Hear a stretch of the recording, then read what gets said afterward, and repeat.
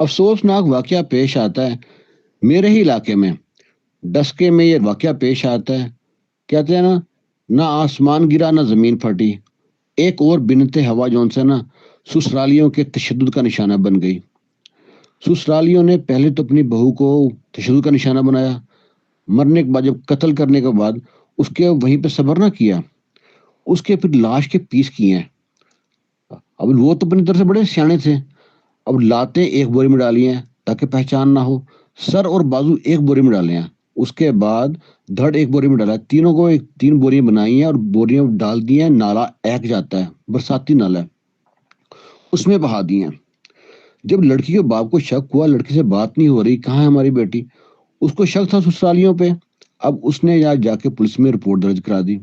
Police آتی ہے، تفتیش کرتی ہے، جب تفتیش شروع کی تو پولیس نے جناب سسرالی فر بکنا شروع کر دیا، ہم نے لڑکی کو مار دیا، ان کی لاش کہاں ہے، لاش نالے میں پھینک دیا۔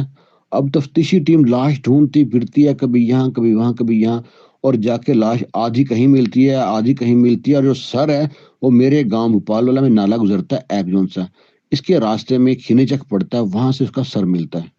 ظلم کی انتہا ہے۔ اور وہ 4 سال پہلے ظاہرہ قدیر، لڑکی کا نام ہے ظاہرہ قدیر، اس کی شادی ہوتی ہے قدیر نامی شخص سے، اور اس کا ایک بیٹا بھی ہے۔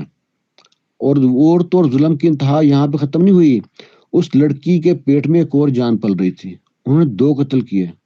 اب اس کیس میں شوہر شامل ہے یا نہیں ہے، وہ تو بیرون ملک ہے، وہ سعودی عرب میں کمائی کے لیے گیا ہوا ہے، اب وہ اگر پتہ نہیں اس میں شامل ہے نہیں شامل، ابھی تو رپورٹ یہاں تک آئی ہے۔ اب مرنے والی تو مر گئی، پیچھے سیاپا تو پڑ گیا نا ان کو، جن کی بیٹی مر گئی مری تو ان کی بیٹی ہے۔ پاکستان میں ہر دوسرا بندہ نا زمین کا خدا بنا بیٹھا ہے، جس کو جہاں موقع ملتا ہے نا وہ وہاں فرعون بن کے بیٹھ جاتا ہے۔ ہم بیسیکلی پاکستانی جتنے بھی لوگ ہیں نا، ہم 99% جو لوگ ہیں نا ہم کرپٹ ہیں، اور پھر ہم سوچتے ہیں کہ ہمارے حکمران اس طرح کیوں آتے ہیں۔